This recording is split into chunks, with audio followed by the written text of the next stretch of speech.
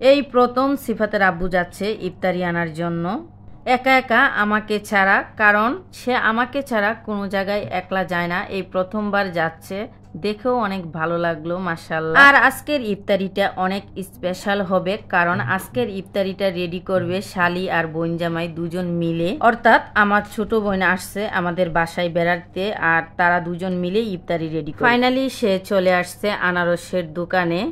আর যাই হোক, শালি খাবে বলে কথা। আসলে আমার ছোট বোন বলছিল যে আনারস খাবে ইফতারে, আর আমি বলে দিছিলাম পেয়ারা খাবো। আর এই ভিডিওটা করছে আমার ছেলে সিফাত। আসসালামু আলাইকুম, হ্যালো এভরিওয়ান, সবাই কেমন আছেন? আশা করছি অনেক ভালো আছেন। স্বাগত জানাচ্ছি নিউ আরেকটি ব্লগ ভিডিওতে। আজকে এটা দেখেই ভালো লাগলো যে তারা ইচ্ছা করেই বাজারে গেছে এবং আমার জন্য ভিডিও করে আনছে। এভাবে কখনো সিফাতের আব্বু করে না, আজকে যেহেতু করলো আমিও অনেকটা খুশি হয়েছি ব্যাপারটা দেখে। আর আনারসগুলো ইফতারির টাইমে আমরা খেয়েছিলাম, অনেক সুস্বাদু ছিল আনারসটা, অনেক মিষ্টি ছিল, ভালোই লাগছিল। আপনারা যারা আমার পাশে আছেন, যারা সবসময় আমার ভিডিওগুলো দেখেন, তাদের কাছে আমি অনেক অনেক কৃতজ্ঞ। আর হ্যাঁ, এইভাবেই আপনারা আপনাদের এই বোনটার পাশে থাকবেন প্লিজ।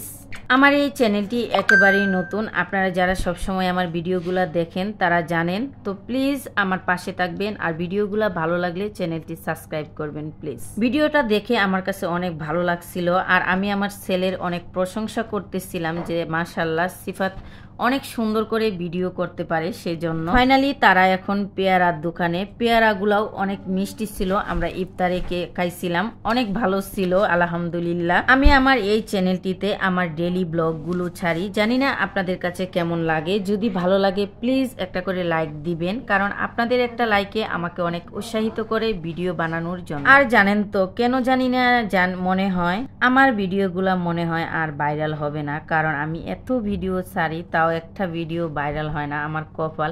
আসলে শুরু থেকে আমি যেখানেই পা রাখছি সেখানেই ব্যর্থ হয়ে ফিরে এসেছি। জানি না এখানে কি হবে, অবশ্যই কমেন্টের মাধ্যমে জানাবেন আপনারা আমার ভিডিওগুলো আপনাদের কাছে কেমন লাগে।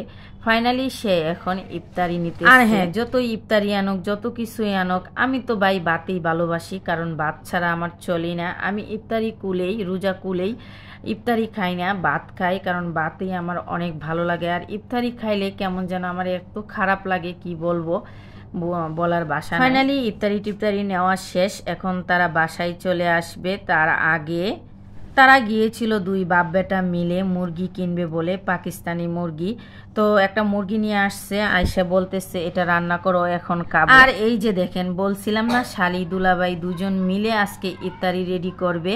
তো সিফাতের আব্বু সব ইফতারি নিয়ে আসছে, আর আমার বোন এখানে ইফতারি রেডি করতেছে।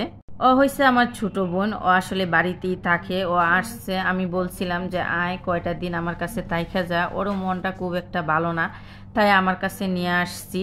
এখানে এসেও মনমরা করে বইসা থাকে, তাই ভাবলাম কিছু একটা কর। তারপর আমি বলছিলাম যে আজকে তোরা দুজন মিলে ইফতারি রেডি কর। আর সিফাতের আব্বু আমার ছোট বোনকে অনেক ভালো পায়, কারণ হয়েছে ও অনেক ছোটবেলা থেকে আমার কাছেই আসছিল। ইদানি 1-2 বছর যাবৎ সে বাড়িতে গেছিল, তার আগে ও আমার কাছেই থাকতো। ও আমাদের একটা সন্তানের মতো, আর এই জন্য আমাদের এখানে অনেক ফ্রি মেন্টে থাকে। আর সিফাত তার আন্টিরে খুব ভালোবাসে, কারণ সিফাতের ছোটবেলাটা কাটছে তার আন্টির সাথে, তার আন্টির ভালোবাসা আদর সব কিছু পেয়ে। কারণ সিফাতরে তার আন্টি অনেক ভালোবাসতো, সেজন্য। আর এখন তার আন্টিরে কিছু বললে সিফাতের গায়ে লেগে যায়। যাই হোক, সিফাত অনেক ভালোবাসে তার আন্টিরে। আপনারা সবাই ভালো থাকবেন, সুস্থ থাকবেন, দেখা হবে অন্য কোনো ব্লগ ভিডিওতে। আল্লাহ হাফিজ।